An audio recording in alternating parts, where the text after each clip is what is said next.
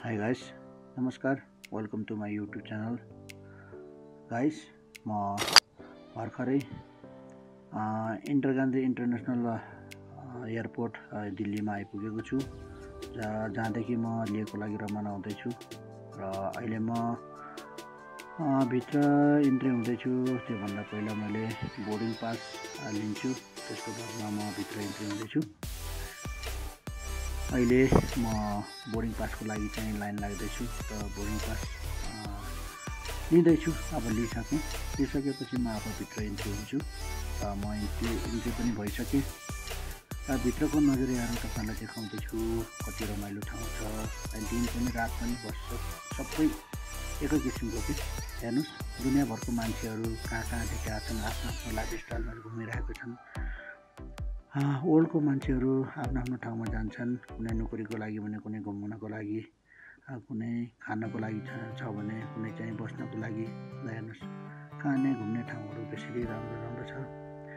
दिल्लीको एयरपोर्ट साह्रै नै राम्रो, ठुलो, अनि बाहिरको देशको भन्दा पनि एकदम राम्रो लाग्छ मलाई त। किनभने म फ्रान्समा जाँदा पनि योभन्दा राम्रो चाहिँ देखेन है।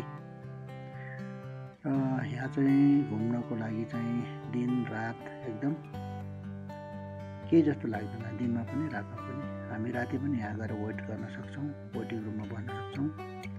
यहाँ खाना पिउने बस्नेको केही पनि प्रब्लम छैन। हेर्नुहोस्, यहाँ खाना बस्न पिउनको लागि चाहिँ केही प्रब्लम छैन। मान्छेहरू सबै आफ्नो दुनियाँमा आफ्नो लाइफस्टाइलमा घुम्दैछन्। उनीहरू पनि सबै आफ्नो कुन ठाउँमा जाने, सबै आफ्नो ठाउँमा घुम्दैछन्। यहाँ दोकानहरू राम्रो छ। ग्रोसरीको दुकानहरू ल्याउनु यति राम्रो छ, सजाएर राखेका छन्। त बिक्री त हुन्छ कि हुन्न कुनै, खै त मैले त एकचोटि पनि खाएको छैन। अब 32 नम्बर चाहिँ वहाँ गेट नम्बर 32 नम्बर खोजेर हिँड्नु।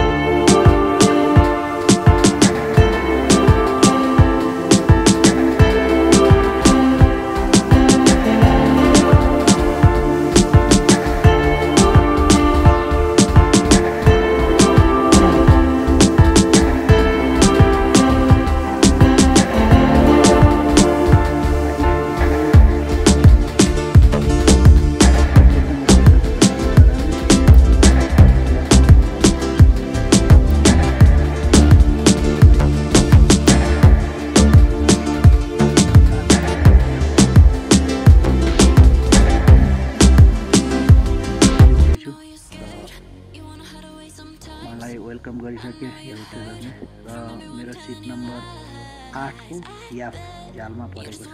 खुसी लाग्छ झ्यालमा बसेर चाहिँ राम्रो नजरियाहरू हेर्न पाउँछ। म अब सिटमा बसिसकेँ। बसिसकेपछि अब आफ्नो सिट बेल्ट लगाउँछु। सिट बेल्ट लगाएर अब अरू देशको मान्छेहरू पनि यहाँ घुम्न आएछन्, घुम्नको लागि। कुन ठाउँबाट आएको इन्डियनहरूको होइन, कोही बाहिर देशको मान्छेहरू मात्रै हुन्। मेरो सिटमा पनि 2टा विदेशीहरू छन्। अब म फ्लाइटमा बसिसकेर फ्लाइट टेकअप भइसकेको छ। अब म दिल्लीलाई बाई गर्दै लेहतिर लाग्दैछु। अब झ्यालबाट मैले चाहिँ एउटा भिडियो रेकर्ड गरेको छु, यो तपाईँहरूले हेर्नु होला। दिल्ली सहर बिहान अलिकति धुन्द्ला मौसम छ, तर चाहिँ राम्रो देखिएको छ। कति राम्रो छ है। तपाईँहरू सायद चढ्न नपाए पनि चढे जस्तै महसुस गर्नु होला, किनभने मैले तपाईँहरूलाई भिडियो पठाइराखेको छु। किनभने भित्र बसेर पठाएको छु। तलको नजरियाहरू कति राम्रो छ। अहिले म आकाशमा पुगिसकेँ। आकाशभन्दा मुनि अनि हिमालभन्दा माथि बिचमा घुम्दैछु। माउन्टेन भ्यूहरू हेर्नु होला, कति राम्रो छ। यो माउन्टेन भ्यूमा हिँड्दाखेरि चाहिँ कति आनन्द महसुस हुन्छ। देख्दा त त्यसै नै राम्रो हुन्छ। यो देख्दा मात्र राम्रो। यो पहाडमा बस्नु त त्यसै नै जाडो छ, -32 डिग्री चलेको रहेछ अहिले। र अहिले चाहिँ म अब पहाडको उसमा पुगिसकेको छु। अहिले अब खानपानको व्यवस्था पनि गर्दैछन् भित्रभित्र। यो एयर होस्टेसहरूले अब डिमान्ड लिन आउँछन्, डिमान्ड लिन आइसकेको छ। र यहाँहरू पनि भर्खरका नानीहरू छन्, मेरो छोरीहरू जस्तै। यिनीहरूले डिमान्ड लिएछ। अब कसले के खाने भेज ननभेज सोधिराखेका छन्। मैले पनि भेजको डिमान्ड दिइसकेँ। अब एकछिनपछि सायद आउँछ होला। र यहाँ मेरो 2 जना साथीहरू छन्, जस्तै मदन, टिका, राणा। यहाँहरू पनि मसँग आउनु भएको छ। रमाइलो गरेर खुसी हुनु भएको छ। घरदेखि टाढा भए पनि साथीहरू साथमा हुँदाखेरि खुसी नै महसुस हुँदो रहेछ। र सबैले जहाजको आनन्द लिइरहेको छ। हिमालको माथि माथि, बादलको माथि माथि, आकाशको मुनिलाई हेर्नुहोस्। निन्द नलाए पनि अब सबैले चाहिँ आफ्नो आनन्द, जहाजको आनन्द महसुस लिइराखेका छन्। कसैले चाहिँ फोटो खिचेछन् भने कसैले भिडियो बनाएछन्, जस्तै मैले भिडियो बनाइराखेको छु। अरू सुत्दैछन्। ल अब चाहिँ नास्ता पनि आइसक्यो। यो चाहिँ भेजिटेरियन है। अब रोटीमा के भित्र रोल गरेर दिएको छ मैले पनि थाहा छैन। त खाँदा चाहिँ मिठो नै छ है।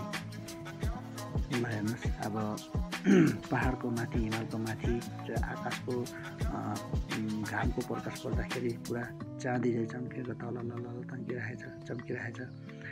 र अहिले म लगभग लद्दाखमा प्रवेश भइसकेँ। लद्दाखको पहाडहरू लद्दाखको पहाडहरू हेर्नुहोला कति राम्रो छ।